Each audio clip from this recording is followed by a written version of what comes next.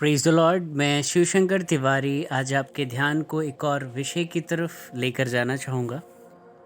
ये विषय है इफिसियों की किताब, उसका 2 अध्याय और उसकी 8 से लेकर 9 आयत तक। यहाँ पर इस प्रकार से लिखा हुआ है, क्योंकि विश्वास के द्वारा अनुग्रह ही से तुम्हारा उद्धार हुआ है, और यह तुम्हारी ओर से नहीं वरन परमेश्वर का दान है, और ना कर्मों के कारण, ऐसा ना हो कि कोई घमंड करे। अनुग्रह का क्या मतलब होता है? अनमेरिटेड फेवर, वो फेवर जिसके हम लायक नहीं थे, फिर भी वो फेवर हम पर किया गया। वो करुणा जिसके हम लायक नहीं थे, फिर भी वो करुणा, वो दया, वो तरस हम पर दिखाया गया। मैं आपको एक दुनियावी सोच बताऊंगा। जैसा कि यहाँ पर लिखा है कि ये हमारे कर्मों के कारण नहीं है, ये हमारी ओर से नहीं है, लेकिन ये परमेश्वर का दान है। हम सब भी दान देते हैं ना। हम सभी ने कभी ना कभी भिखारियों को, जो बेचारे भीख मांगते हैं, उनको भीख दी होगी। लेकिन दुनियावी सोच में आपको बताऊं कि लोग भीख देने से पहले भी भिखारी को ऊपर से लेकर नीचे तक असेस करते हैं।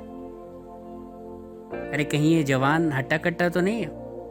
अगर जवान या हट्टा कट्टा हो, तुरंत पलट कर बोलते, अरे भाई अच्छे खासे हो, हाथ पांव चल रहे हैं, कमा क्यों नहीं सकते? उसके कपड़े देखते हैं। भीख देने के लिए कपड़े मैले कुचैले होने चाहिए। हैंडीकैप्ड है कि नहीं है, बूढ़ा है कि नहीं है, लाचार है कि नहीं है। हाँ, अगर लाचार हुआ, बूढ़ा हुआ, तब जाकर वो डिजर्व करता है कि उसको भीख मिले, उसको दान मिले।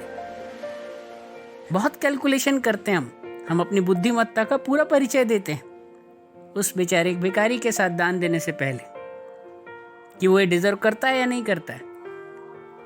लेकिन धन्यवाद हो परमेश्वर का कि वो हमारे जैसा नहीं है, अन्यथा हम में से एक भी जन नहीं बच पाता, इस दान को प्राप्त नहीं कर पाता। हम वर्दी नहीं थे। उसने अपने इकलौते बेटे को हमारे लिए कुर्बान कर दिया। और ये कोई हमारी काबिलियत या हमारी खूबी के कारण नहीं हुआ कि हम बहुत श्रेष्ठ थे। हम तो इस लायक भी नहीं कि अपने हाथों को उठाकर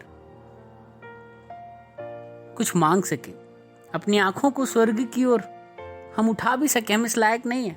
हम अपनी जुबान से उस महान परमेश्वर का नाम ले सके, हम तो इस लायक भी नहीं थे। हम तो एक मिट्टी के ढेर थे।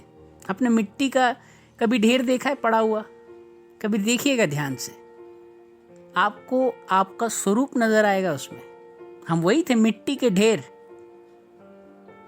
परमेश्वर ने उस मिट्टी के ढेर को उठाया, अपने हाथों से हमें रचा, अपनी आत्मा हम में फूंकी, और अपने बेटे प्रभु यीशु मसीह के लहू के द्वारा हमें खरीद कर प्रकाशित वाक्य उसके 3 अध्याय के मुताबिक अपने सिंहासन पर बैठने का अनुग्रह दिया। प्रभु यीशु मसीह कहते हैं प्रकाशित वाक्य उसके 3 अध्याय में कि मैं तुम्हें अपने सिंहासन पर बैठाऊंगा। क्या हम कभी वर्दी थे कि हम परमेश्वर के सिंहासन को शेयर कर सकें? कितना बड़ा प्रिविलेज। और ये सब कुछ उसकी उस असीम करुणा और दया के ही कारण हुआ है, उस अनुग्रह के ही कारण हुआ है, उस अनमेरिटेड फेवर के ही कारण हुआ है जिसके हम कभी हकदार नहीं थे। प्रभु यीशु मसीह हमें इन वचनों के द्वारा आशीषित करे।